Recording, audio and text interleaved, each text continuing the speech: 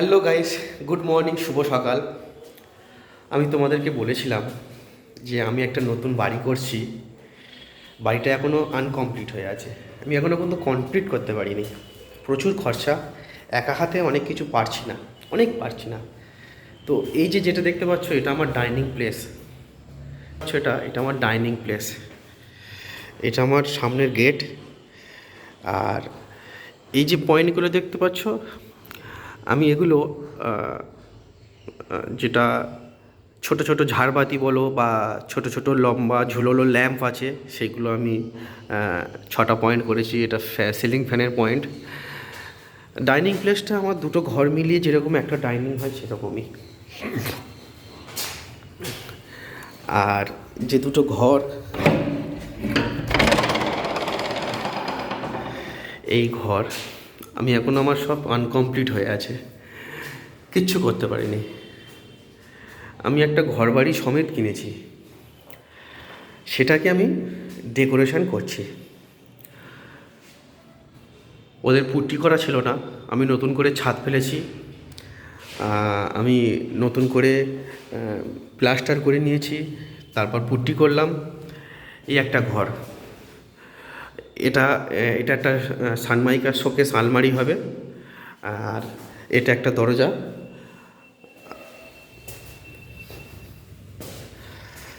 চলো তোমাদেরকে আমি আমার বাথরুমটা দেখিয়ে দিই। যে বাথরুমটা করেছি, এইটা আমার ডাইনিং থেকে ঢুকতেই মাত্র আমার বাথরুম পড়ে।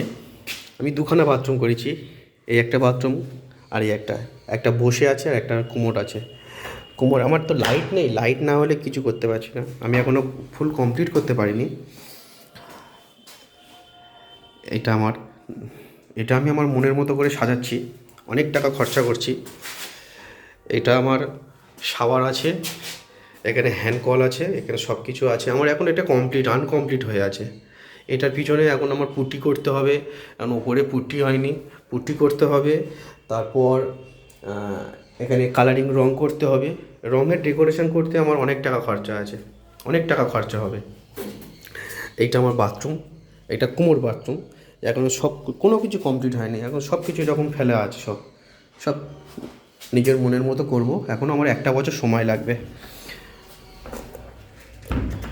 এইটা আমার কিচেন রুম। কিচেন রুম রবিবার আমার এই ঘর বাড়ি সব পরিষ্কার হবে। এটা বেসিন, এখন সব আনকমপ্লিট বলছি না, সব দিকে নোংরা হয়ে পড়ে আছে, কিচ্ছু করা হয়নি। এখানে একটা পয়েন্ট করেছি, এটা একটা লাইট জ্বলবে। এদিক দিয়ে সোজা চলে গেলে ওদিকে একটা বাথরুম আছে, এটা একটা বাথরুম। এখন সব আনকমপ্লিট। আর এইদিকে একটা গেট করেছি, যেটা বাইরে দিয়ে নোংরা টোংরা ফেলার জন্য বা টুকটাক বাসন থালা মাজার জন্য, সেই সবগুলো একটা করেছি। এটা আনকমপ্লিট হয়ে আছে, সব রং করলে চকাচক হয়ে যাবে। চলো বন্ধুরা, তোমাদেরকে আমি নিয়ে যাই আমার ছাদের উপর।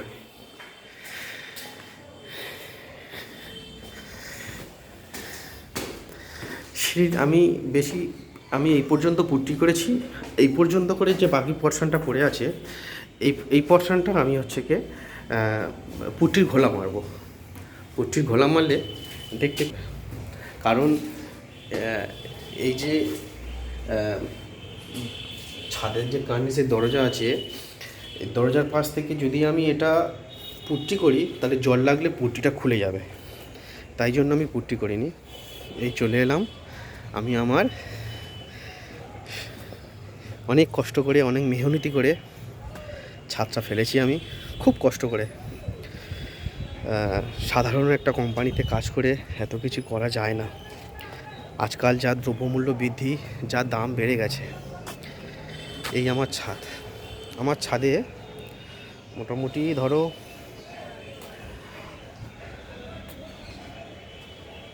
9 করে তো 60-70 জন খেতে পারবে, এরকম বড় ছাদ ফেলেছি।